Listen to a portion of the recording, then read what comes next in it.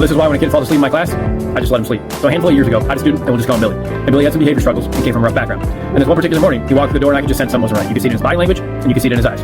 But the morning pretty much started without a problem. And as we got into our morning math lesson, 15 minutes into it, and I'm talking 15 minutes into it, I looked over at Billy, and he was fast asleep, and I mean, out like a light. And I could have easily gone over there and woke him up, but I didn't. I let him sleep. I let him sleep through the entire lesson. The lesson itself, the activity, and the assignment. And eventually, the math lesson came to a close, and it was time for my kids to go to music class. Fortunately, the music room was just down the hallway, so I let my students line up and walk themselves down, and I left Billy right where he was, fast asleep.